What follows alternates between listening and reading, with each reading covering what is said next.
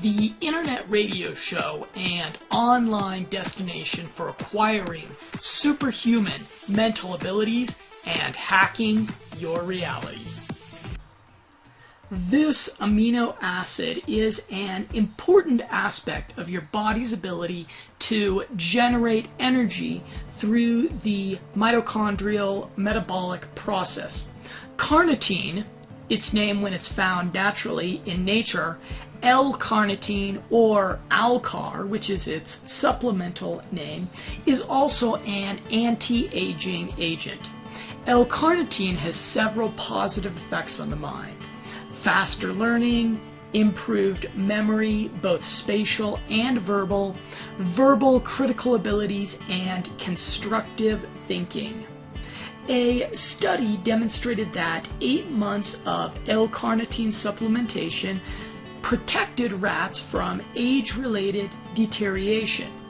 It has been somewhat deceptively marketed as a weight loss supplement.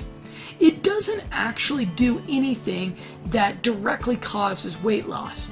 However, since it increases muscle metabolism and reduces fatigue, it leads to a more active lifestyle. L-Carnitine exerts a substantial antioxidant effect as well, protecting against oxidative stress. An Italian study showed it was highly effective in decreasing stress. A paper in the American Journal of Clinical Nutrition, volume 86, demonstrated that L-Carnitine boosts neurotransmitter function in the elderly. A study by Bosny and Carpi demonstrated that acetyl L-Carnitine supplementation memory processes and learning ability. L-Carnitine is used to treat chronic fatigue syndrome, Rett syndrome, thyroid, and ADHD. In addition to its protective effect, it boosts superoxide dismutase activity in the mind. L-Carnitine also improves the health of heart and blood vessels. Since the brain depends completely on the cardiovascular system to deliver blood, oxygen, and essential nootropics, a healthy cardio system directly affects brain power. In a somewhat humorous to this blogger study, rats were actually given MDMA, commonly known as ecstasy, which is a notorious oxidative stressor of the brain. It was found that L-Carnitine decreased the effect and prevented brain damage of the 5-HTP that is associated with MDMA. The chemical process of lipid peroxidation is a driver of memory degradation as brains age. L-Carnitine reduces this process. While there is clear scientific evidence of L-Car as a neuroprotective agent that helps the elderly improve brain power, there is not as much data backing its effects in the minds of young, healthy people. A single unpublished study said it improved cognitive abilities of college students. In the human diet, it shows up mostly in red meat and dairy products. Carnitine per 100 grams of food. Beef steak, 95 milligrams. Ground beef, pork, bacon, tempeh, codfish, whole milk, and avocado. In mammals, carnitine is biosynthesized in the kidneys and liver. L-Carnitine is also commonly found in vitamins, energy drinks, and as a food additive. Recommended daily. For cognitive improvement, the unpublished study suggested healthy people take up to a gram daily in 2 500 milligram doses. Generally, 20 to 200 milligrams per day for those on an omnivorous diet. Vegans and vegetarians may take as little as 1 milligram per day. Elderly people dosing for memory impairment are given up to 1.5 grams per day. Those recovering from heart attack may take up to 2 to 6 grams per day. Side effects. Those dosing L-carnitine may take pretty high levels safely. WebMD advises that possible side effects include nausea, vomiting, stomach upset, heartburn, and diarrhea. Those who have a history of seizures should not take L-carnitine. Conflicts. The following drugs have moderate interactions with L-carnitine. They will be listed on the YouTube notes for this video. You know, another material that you're well known for supporting is L-carnitine. Can you tell us why? Can you tell us more about carnitine and why people should take it? Yeah, when I wrote the book on CoQ10 in the heart back in 1998, I stumbled upon L-carnitine because L-carnitine is it's like Batman and Robin, you know, if you go to the movies. And I realized that when you have CoQ10 together with carnitine, the relationship was so much stronger, and you get a synergistic result.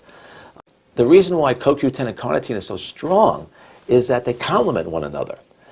They both have reciprocal reactions where they support one another to the point where the synergistic relationship is so great that when you take them together, they really enhance healing. So when I wrote the book on carnitine and I interviewed all these people, these scientists, these PhDs, I said to my God, oh my gosh, where have I been? This carnitine is really incredible. The process of writing the book forced you to do the research. Oh yeah, really, yeah. And then I said, dig into this. I got to put carnitine and CoQ10 together. So that's when I approached Tishcon Laboratories and Sigma Tau, because Sigma Tau had the patent on using carnitine and CoQ10 together. And then I said, look, those are the twin pillars of healing. We got to put them together, and they did. Yeah. You know, one thing about CoQ10 when I was treating heart failure, about 70 to 80% of my patients would get better. But then I would lay awake at night. I'm saying, well, why wouldn't, these other patients get better? So then I would double the CoQ10, I would triple it, and then maybe 85% got better. Then I'm still sleeping at night, and I'm saying, what is going on here? Why don't they all get better, the successes are easy. The failures keep me awake. And the failures kept me awake lots of times, where, I knew these people are struggling to breathe. I knew they were suffering. And I said, something has to be found here, So when I added carnitine to the picture, now I was getting 95% of my patients improving, Great. So I had great satisfaction. And remember, carnitine is very crucial because not only does it have antioxidant capabilities, what carnitine does is it shuttles the fatty acids. And remember, it's the fatty acids in the heart that give it energy, not blood sugar. Blood sugar gives our brain energy, but we need fat in the heart to give it energy. So the carnitine shuttles the fatty acids into the mitochondria. And more importantly, it takes the toxic metabolites out. So when we burn the fat and we combine it with oxygen, the human body is a high-performance energy machine, but we produce a lot of toxic waste. So now the carnitine, I call it the carnitine shuttle. It's like a ferry boat, like a freight train. It shuttles them in. Now it shuttles the toxic metabolites out. Now it allows the mitochondria to work even better. So now when you have CoQ10 in the mitochondrial membrane, you have a little alpha-lipoic acid, a little vitamin E and magnesium. Yeah. Now you're producing more CoQ10. Yeah. Well, now I'm sitting in the audience in the Las Vegas lecture of about 1,000 doctors, and there's a board-certified cardiologist talking about ribose, and I go, geez, I got to learn about this. He was an FACC cardiologist like myself, and I'm sitting there, and I'm jumping out of my seat, and I'm going, that's it. That's the aha I needed, because now when I learned about ribose, now I had almost 100% of my patients improving, because ribose is this 5-sided sugar. We call it a pentose-hexose ring. And basically, this pentose ring is 5 sides, and it forms the center of the ATP molecule, and it's ribose. And our body makes it. And our body makes carnitine, it makes CoQ10. And basically, if the body can't make it back fast enough, and if you give somebody ribose, now you've improved the rate-limiting step. You're giving them something in the ATP molecule. And I realized that once ribose was administered in the presence of carnitine and CoQ10, now my patients had rocket fuel. Yeah. And that's where metabolic cardiology derived its name. And that's why I was so excited about Dr. Roberts. I asked him to write the introduction to my next book, which I wrote in 2005, was Metabolic Cardiology. So my journey is always continuing. It doesn't let up, and I'm learning more and more each day. You see, the heart, when it's vulnerable, whether it's a diabetic heart or a hypertensive heart, a heart that's enlarged from high blood pressure, or a heart that's been attacked with a heart attack, so to speak, where you lose muscle, or if it's heart failure from, let's say, a virus or too much alcohol, or arrhythmias like atrial fibrillation. All these hearts, even mitral valve prolapse, which is a very benign situation, women get diastolic dysfunction. I write about this in my newsletters. Yeah. And what I learned about metabolic cardiology is any of these hearts I've described, they're losing energy. It's like putting change in your pocket, but you have a hole in your pocket, and you're putting all this change in, and you're losing your change. Yeah. And what happens is that the heart relies on energy substrates to keep the voltage high in the cells. See, the higher the voltage in the cell, the more depolarization we get. We call that repolarization and depolarization. It's an electrical charge. See, the heart's very electrical. And what happens is when the energy charge goes low because there's not enough ribose to make ATP, or there's not enough CoQ10 or carnitine to turn over the ATP, when the energy charge gets low, the energy substrates get low, and the heart suffers. And when that happens, the heart can't function correctly, and we call that diastolic dysfunction, because it takes more energy to fill this heart with blood than to empty the heart. And basically, what I learned about metabolic cardiology is that when you give people carnitine and CoQ10 and magnesium and ribose, now you raise the energy charge of the heart. You give them the substrates that the cells need, the fuel, the fertilizer. You give them the fuel, and now the heart just sings. It literally is jumping for joy.